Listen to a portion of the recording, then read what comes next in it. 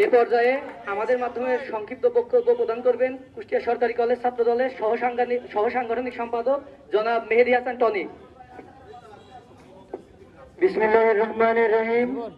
আজকের প্রতিবাদ সমাবেশে উপস্থিত কুষ্টিয়া সরকারি কলেজ ছাত্র দল, কুষ্টিয়া পলিটেকনিক ছাত্র দল, উপস্থিত আছেন জেলা ছাত্র দল এবং বিভিন্ন ইউনিটের সকল নেতৃবৃন্দকে আমার প্রাণপ্রিয় সংগঠন বাংলাদেশ জাতীয়তাবাদী ছাত্র দলের পক্ষ থেকে রক্তিম শুভেচ্ছা ও অভিনন্দন। আজকে যে বিষয়ে আমরা এই প্রতিবাদ সমাবেশ করছি, তার বিরুদ্ধে আদালত একটি রিট জারি করেছিল। সেই রিটের পরিপ্রেক্ষিতে শিবিরের বিভিন্ন নেতাকর্মীরা তার বিরুদ্ধে বিভিন্ন ন্যাক্কারজনক নির্যাতনের আক্রমণ করে। এই আক্রমণের তীব্র প্রতিবাদ জানাচ্ছি।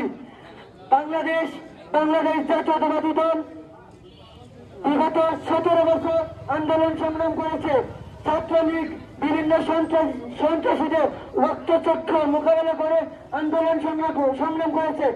এই বর্তমানে দেখা যাচ্ছে যে শিবিরের বিভিন্ন নেতাকর্মীরা বর্তমানে ঢাকা বিশ্ববিদ্যালয়ে আজকে শিবিরের নেতা হয়েছে।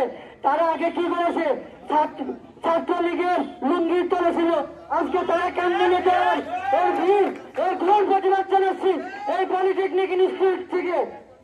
আর এই কুষ্টিয়া জেলা ছাত্র দলের বিভিন্ন নেতাকর্মীদের সকল ইউনিটের নেতাকর্মীদেরকে জানিয়ে দিতে চাচ্ছি যে আমরা কখনোই ভয় পাই নাই, 16 বছর ভয় পাই নাই।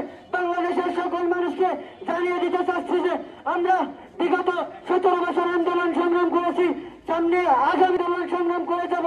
আর বর্তমান অন্তর্বর্তী সরকারকে জানিয়ে দিতে চাচ্ছি যে এর সুস্থ তদন্ত না করলে সারা বাংলাদেশে দুর্বার আন্দোলন গড়ে তুলবে।